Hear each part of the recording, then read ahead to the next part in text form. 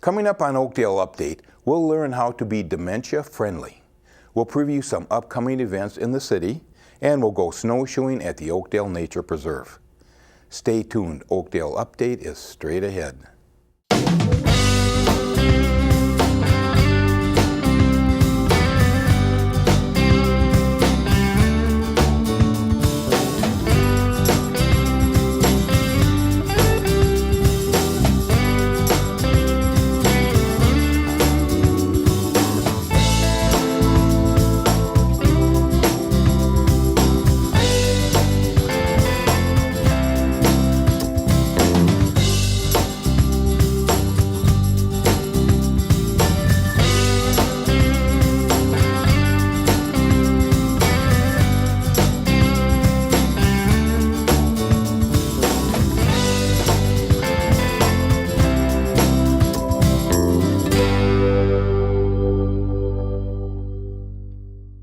Hello and welcome to Oakdale Update. I'm your host, Frank Ursello. This is the City of Oakdale's news and information program about your community. Family Means is a nonprofit agency in Stillwater that provides education, counseling, and support services sought by individuals and families as they face changing and challenging times in their lives. Today I'm joined by Sara Gavin from Family Means to learn how to be dementia friendly. Sarah, thanks for joining us on Oakdale Update. It's my pleasure. So give us a little bit about your background, okay? Sure. I am a licensed social worker with the state of Minnesota. I have a degree in social work.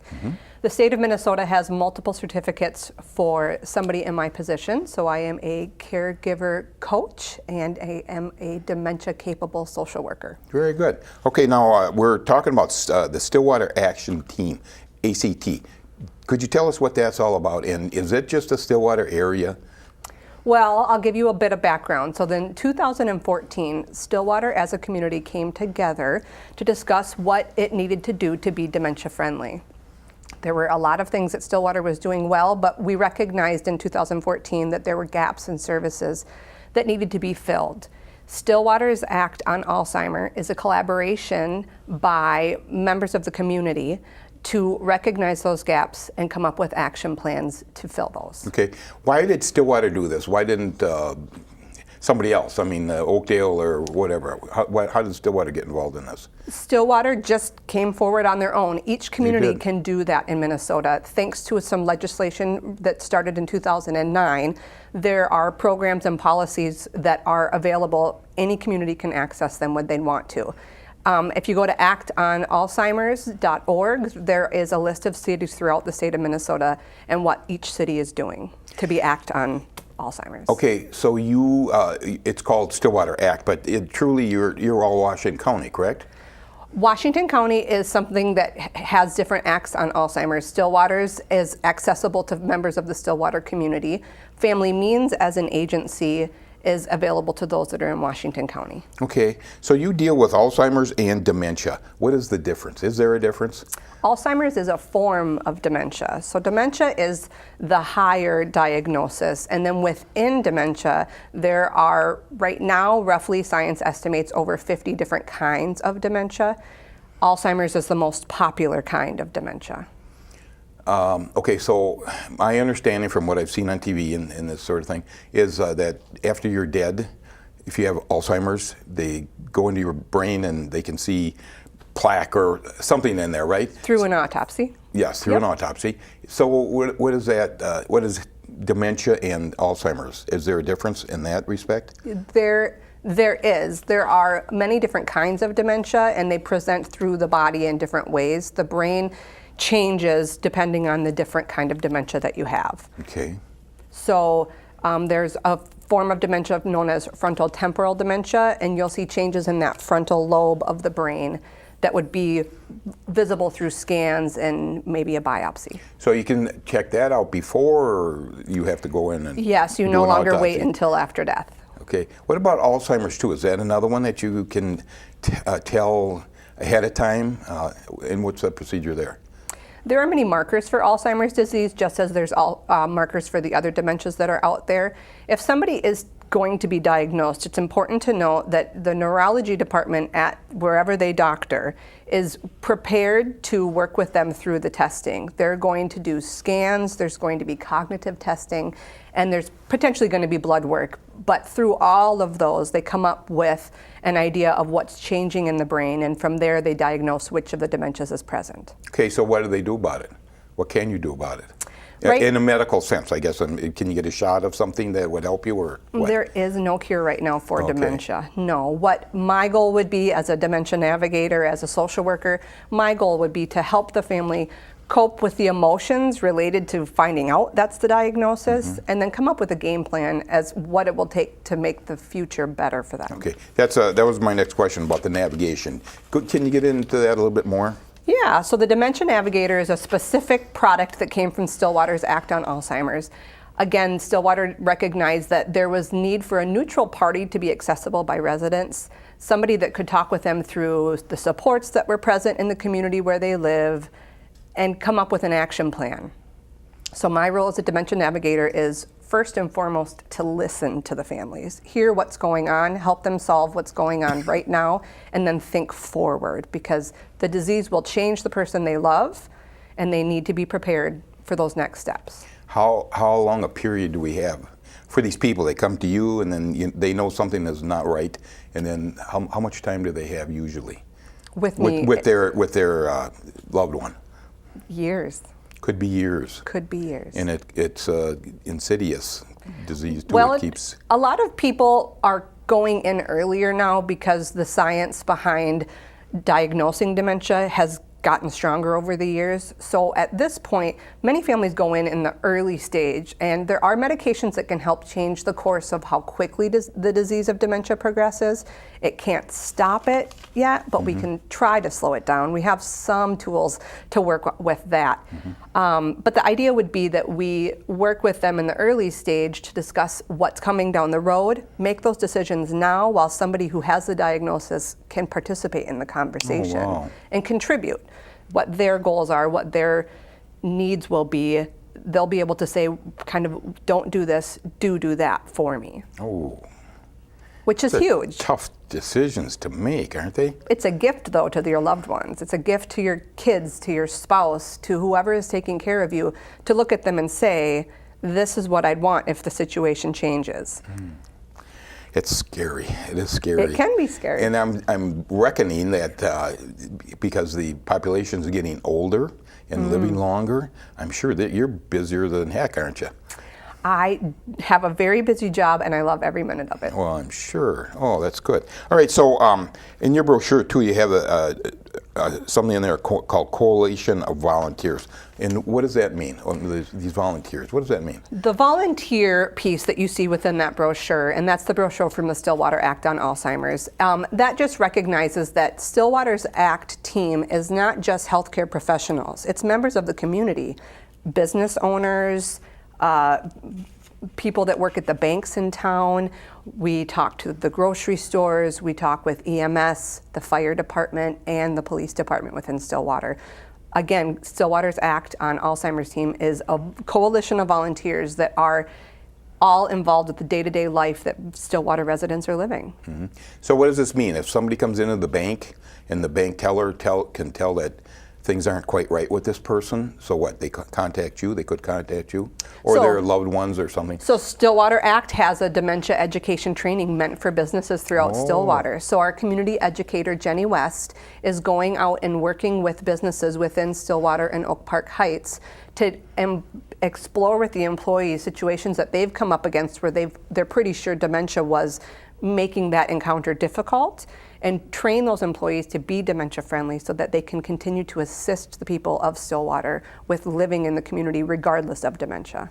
So can they tell too if a loved one is not treating this person in the correct manner, knowing that there's dementia there and this person is being mean or cruel or who knows what? Yes. Stealing their funds, or do you go into that too?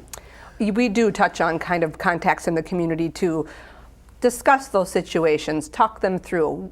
You never want to accuse somebody who's wrongfully or who is rightfully doing what they should do. But if somebody is a vulnerable adult and they are being abused, neglected, or exploited, it's important to access the resources that we have for that, for protecting them. A lot of times people are being abusive to older people in the first place, and then I'm told if they're dementia, it's probably even worse, correct? Or could be worse, right? It definitely makes them more vulnerable. And what do you do about that in the legal sense? Do you call the coppers, or what do you do? Minnesota has a common, it's called the MARC line, the Minnesota Adult Abuse Reporting Center. And there's a toll-free phone number that anybody in the state of Minnesota can call to make a report. Okay. And is it pursued? Does somebody follow through on that? I believe so. You don't know? No, in cases where I've had to make reports, there are the ones that needed to be investigated were investigated. No matter what, every report is taken and filed appropriately, and in the future, if future concerns come forward, they build a case. Okay, that's good to hear, isn't it? It is. That could get kind of serious. Well, with the news, the Star Tribune articles that came out recently about abuse with seniors, it's a very hot topic, as it should be. We should be looking out for the people of our community that are vulnerable. Sure. Now, do you deal with nursing homes and that kind of thing? Do I personally? Well, does your group? Yes, You deal? yep. In what respect? What do you do? Well, if anybody from the nursing homes wants to talk about a trend that they see in Stillwater that needs to be addressed, the Act on Alzheimer's could be a kind of a platform to bring it to talk it through. Mm-hmm. Do you go to, say, Boutwell Landing and places like that and talk to the staff there so that they're aware of what's going on? I'm sure they are anyway, though, aren't they? I mean, that's their business. Yeah, as an assisted living setting, as a health campus, which they are, they have their own expectations because of their licensure, but we are out there doing education with even the residents of Boutwells. So that they prepare for it if they have to, right? Yeah. Okay, so in your office, what do you and your people do, and how many are in your office, and what exactly do you do on a day-to-day basis? So that's a good chance for me to talk about Family Means. So Sure. Family Means, like you said, is a nonprofit. We're based out of Stillwater, Minnesota, but we service all of Washington County. We have a program called Financial Solutions that helps people with their financial challenges, which there are a lot of financial challenges: student loan debt, credit card debt, you name it. They work with them to create answers and help them address their financial needs. Mm-hmm. We have a mental health program that's quite broad and diverse. They do a fantastic job throughout Western Wisconsin and then this East Metro. And then my program is caregiver support and aging services. And our role is to work with families, regardless of where they are on the age spectrum, to come up with supports and resources to make their life better every day. That's good. Mm-hmm. That's a lot of work, isn't it? It is a lot of work. We're a wonderful agency. Well, how many people do you have in your office? Ooh, that's a good question. Under 100, I believe. Really? Where are you located? 1875 Northwestern Avenue South in Stillwater, Minnesota. Where? I don't know where that is. Or is that about? If you can find the big blue water tower by Herberger's, you're very close to us. Oh, is that right? Up in the center up there, kind of that area, huh? Yep, right off Highway 36. Oh, good deal. All right, so now we have the different Alzheimer's and dementia. Yep. You want to tell us what are some of the signs of Alzheimer's? If my parent, I'm looking at my parents, what am I looking for? A good summary that I like to give families is to think long term. Think backwards about how that person has changed over time. Dementia is a collection of symptoms that has changed this person. Swift changes day to day are typically not dementia, but over time, dementia will change a person's personality. It changes their ability to make the decisions that they've always made, and it strips them of their memory. Mm-hmm. And then that's both of them, Alzheimer's and dementia, Yes. right? Yep. Okay, so just as an aside there, I had an aunt. She was the most wonderful lady in the world, and she got Alzheimer's, and she became the meanest person. I feel so bad about that, but she just got worse and worse, and swearing, and I mean, she was just awful. So what do you think of that? Well, that's not something that you would have seen coming, right? But over time, she went from being a sweet person to being somebody that sounds quite challenging. Mm-hmm. That was the dementia. That dementia changed her brain and changed who she was. and made her vulnerable. Whatever supports she received from the family and whatever paid providers they had were necessary to keep her going day to day. So what are some of the signs that a family should be looking for? And I know you touched on some of it, but can you get a little bit more detail? Sure. A big one, now if I was retired and I didn't know the day of the week, that's normal to a degree. But if I don't know what month we're in, if I don't know the season, if I don't know the year, that's concerning, and that's definitely a symptom of dementia. Familiar tasks. Suddenly a task that I've been doing for years and I've always done it the same way, I can't do it beginning to end anymore. That's probably dementia. Excuse me, does that come and go? I mean, can you say, well, today I just couldn't make that cup of coffee or pot of coffee, but then tomorrow I can do it? Is that usual? Does that happen? At a certain stage of dementia, yes. It does. It comes and goes, and that's what makes it hard to recognize that it's something consistently happening. In my role as a dementia navigator, I would talk with you about those symptoms and how common they are to discuss whether or not it is a dementia or maybe it's something else. But oftentimes it's a dementia slowly presenting. Okay, so continue there with some of the other things. Let's see, understanding visual images and what? That, when it lists that as a symptom, there are changes in the way the brain perceives the space around us. So for instance, if I was reaching for a cup of coffee, I might drink it and then go to set it down on the countertop. And my brain misunderstands the distance between myself, that cup of coffee, and the countertop, and I might drop it to the floor rather than setting it on the countertop. Ooh, okay. And what else? We have misplacing things and losing ability.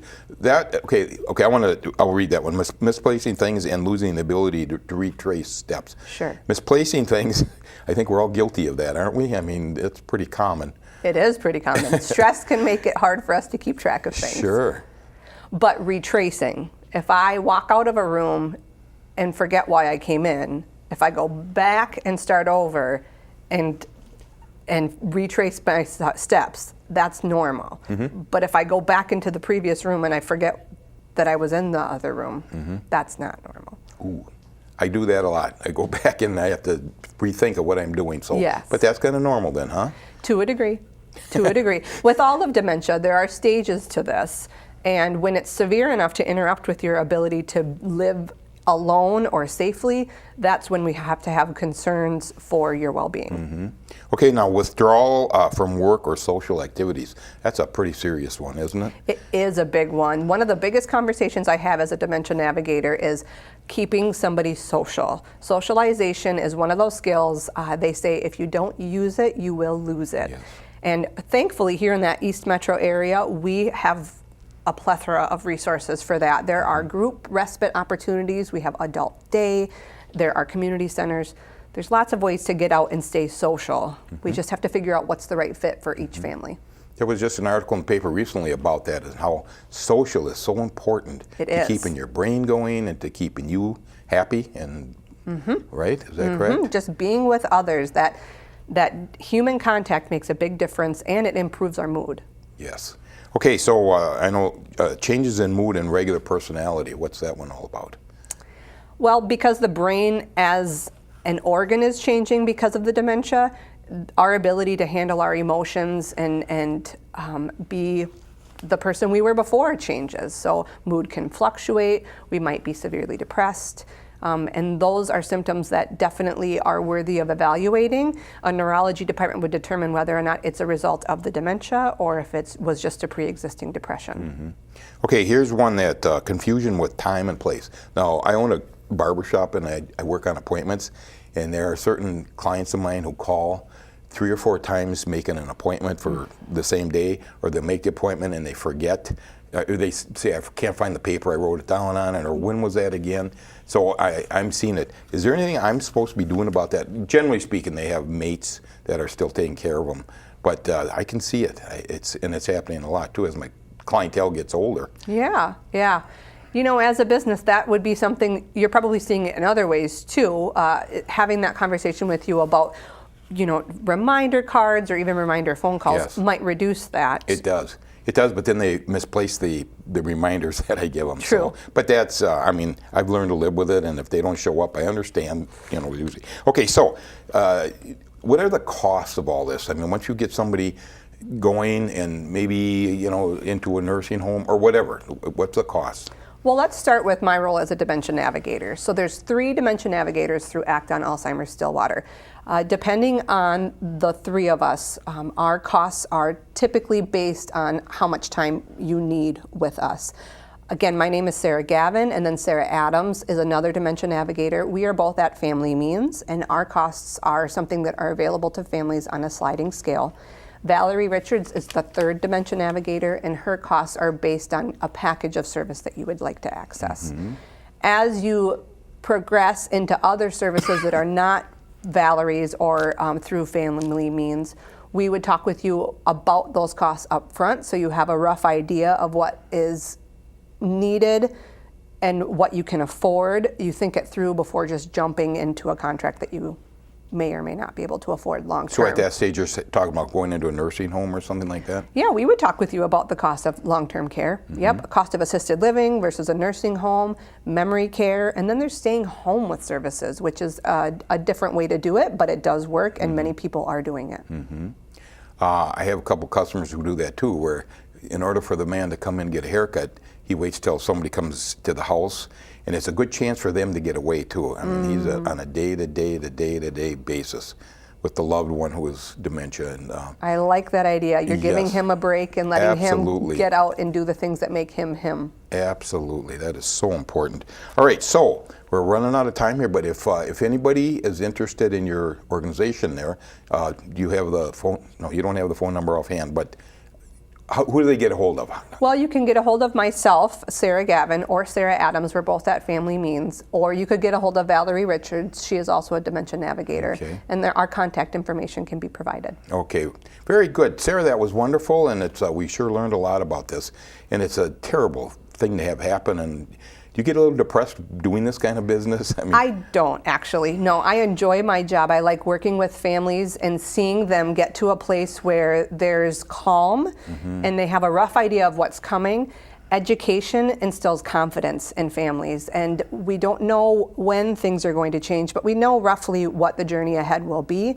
I really enjoy helping families figure out what their individual journey will be. Just as a general rule, if there is such a thing, how long, once you diagnose Alzheimer's, let's say, how long does it take for it to take the person, if you will?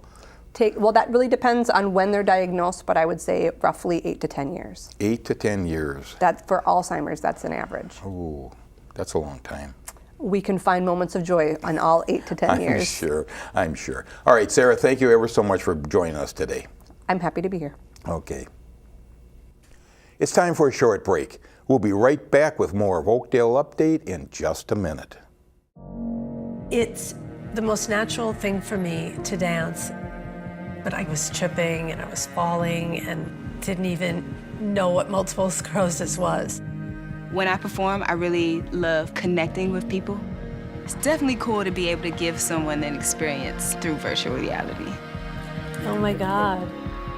I dream sometimes and I see that.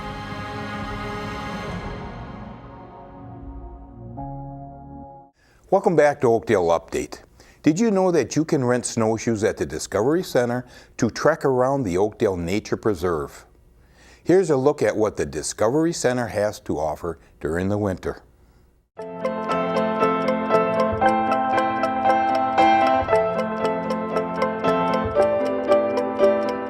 It's our hidden gem, 220 acres of trails, paved and grass trails. People come out and in the summer, obviously bike ride, walk the trails, run. In the winter, snowshoe, cross-country ski.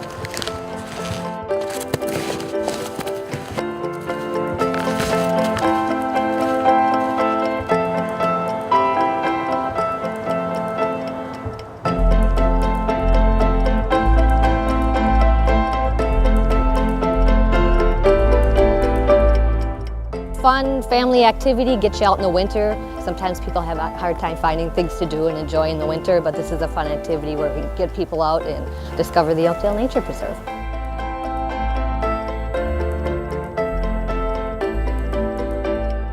stop by the Discovery Center. We have a display room that's open business hours 8 to 4:30 Monday through Friday, also on the weekend hours. And kids can come in and we have plaster pods, different activities, touch tables, puzzles, lots of different fun things that'll keep them busy in the winter months.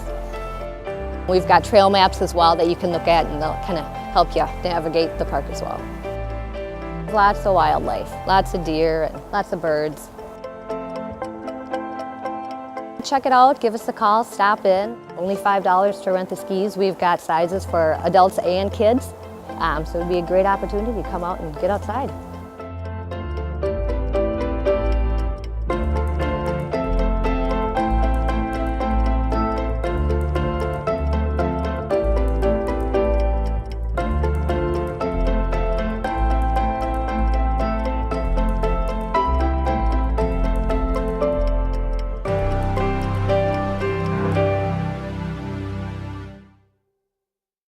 We're almost out of time on this month's Oakdale Update, but first here are some upcoming events.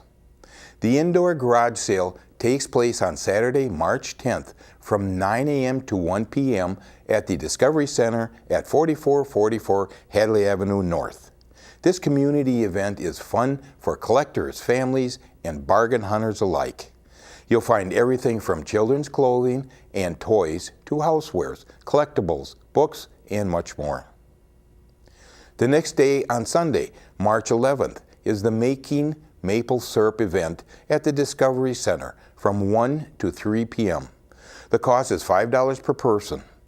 Register by March 5th at oakdalefun.com. The annual Mystery Egg Hunt is on March 31st at the Discovery Center from 9 a.m. to 11 a.m. The cost is $11 per child up to the age of 10. Register by March 23rd at oakdalefun.com. And finally, there's a road trip for seniors on March 22nd to see the life of Frank Sinatra at the Ives Auditorium in Bloomington. More information is at oakdalefun.com. That's all we have time for this month on Oakdale Update. For everyone at the City of Oakdale, thanks for watching.